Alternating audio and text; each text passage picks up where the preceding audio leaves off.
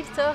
Tu es donc étudiant en doctorat en linguistique appliquée et technologie à l'université de l'Iowa. Et puisque tu es un polyglotte, donc déjà tu vas pouvoir nous parler en français, ce qui est très sympa de ta part. Et puis on voulait t'interroger sur la méthode Assimil notamment. Ouais. Savoir ce que tu en pensais, si tu l'as déjà testé.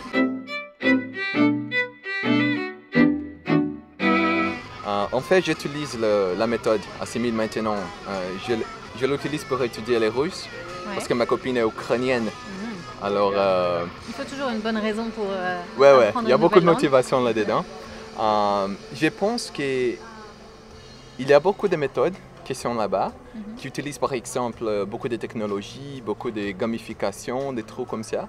Mais au bout, ce qui importe, ce sont des résultats. Si j'utilise de différentes méthodes, par exemple pendant un mois, c'est quoi les résultats avec cette méthode-là, avec l'autre méthode. Et je pense qu'il y a beaucoup de choses dans la méthode Assimil qui fait quand les étudiants apprennent la langue vraiment vite et d'une manière qu'ils peuvent utiliser des phrases que le parlant natif, par exemple, utilise.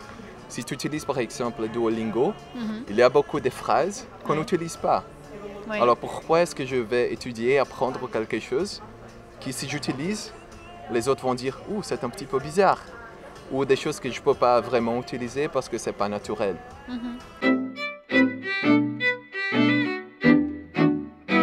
Alors, je n'ai pas utilisé la méthode Assimil plus qu'une année.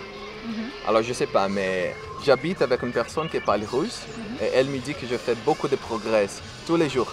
Parce que les choses que j'ai étudiées avec Assimil, ce sont des choses qu'on peut utiliser tous les jours.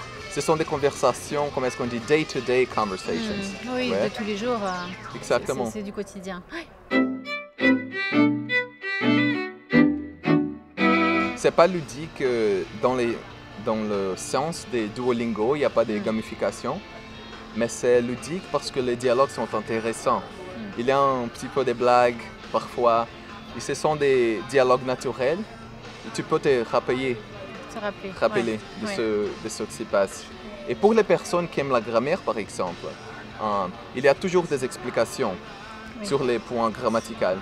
Si tu n'aimes pas la grammaire, il faut juste pas lire ça. Mais il y a des méthodes, par exemple Rosetta Stone, où il n'explique rien. Et parfois, tu veux savoir qu'est-ce qui se passe. Et je pense que la méthode Assimil t'offre l'opportunité de le savoir. Si tu ne veux pas, regarde pas.